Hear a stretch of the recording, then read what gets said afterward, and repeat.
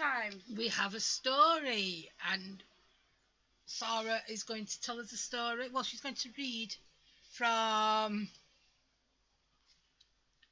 Haunted Sheffield. One particular story. The people who wrote Haunted Sheffield... would you like to introduce? No problem. The people who wrote Haunted Sheffield are actually two very good friends of mine, Mr. and Mrs. P. Dreadful. They actually run the ghost tours in Sheffield, Steel City Ghost Tours, which you can find on Facebook. We will be putting a link to the tours, to the website, and to the book, which is available in Amazon. Waterstones. Waterstones, Amazon, another couple of places. Yep. As well. It's very good value. I've read the whole thing. Even Kiki's read some, and she doesn't really like reading. She doesn't read, and she's read some. But loads and loads of short stories. Well, we went on a ghost tour, didn't we? We did. They go 3 times a week normally, and then there's also the option to have private tours as well. Each time it's £5 a person, which for 2.5 hours, there's not really that much you can get for a fiver. And to do a family thing. Yes, there are family-friendly ones as well. Yeah. So obviously those with younger children, they might necessarily not want particularly gory stories, but they do a murder and crime tour as well, which has a lot of more gory ones. The 3 different ones that they do every week are all different as well, aren't they? Yeah. It doesn't repeat the same one in the week.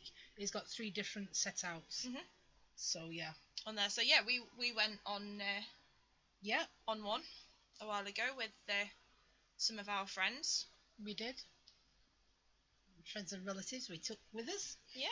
Well, you quite enjoyed it. I did, and I know Kathy did. Yeah. That's my daughter-in-law. And, yeah, we had a good night. Even the rain held off. Because it was an awful day when we set off. We're chucking it down. You pack it in. So, would you like to find the story that we're going to read? No this problem. one is actually suitable for adults and children. So, any kiddies read. Well, maybe. So I get to listen to story time. You get story time. Are you sitting comfortably? No. So there's a reason that Mr. Dreadful has asked me to read the story that we are going to read, and that is that this story won't be told anymore on the ghost tours. The last time that this is going to actually be done is Halloween itself, and then it's actually getting retired. The reason for that being there are other stories that they want to tell. So yeah, if you are sitting comfortably, I will begin. All right. The Old Don Picture House in West Bar. The cinema opened in 1912 with capacity for 950 people and a large orchestra. It ran as a picture house and cinema until 1958, just after it acquired a new bigger screen and sound equipment in 1957. The ghost that haunts here is Mr. Potter the projectionist, who's known for wearing +4s, a tweed jacket and a brown overall covering everything. The building itself has gone through many changes over the years, from a cinema to a carpet warehouse, to a furniture store, discount superstore, and now a storage facility. At the top of the building there are 2 swing doors that open and close of their own accord. Workmen refurbishing the building saw the doors open and swing shut as if someone had come through them.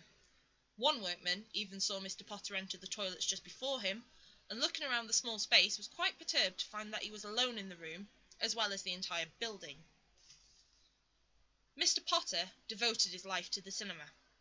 He never missed a performance and even cycled to work during the Blitz, putting the customers before his own safety.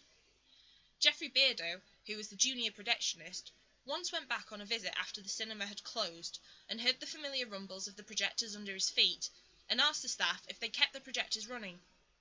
The staff looked blankly at him and wondered what he was talking about. Geoffrey took the staff to the room that used to be the projection booth. Light and noise were coming from under the door, and when he swung the door wide, there was nothing but a burnt-out room. There'd been a fire in the room recently, and the floorboards were unsafe. But both Geoffrey and the staff had heard sounds and seen light from under the doorway. The last manager of the Armadillo Safe Store, which currently occupies the building, had a nasty surprise from Mr. Potter. He likes to creep up behind people and call out their names, making them jump. and he used to do this to his junior, Jeffrey Beardo, in the cinema days.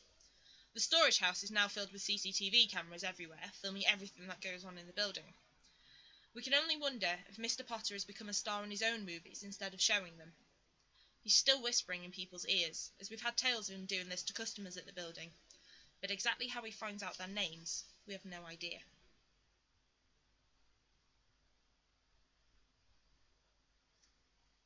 Yep.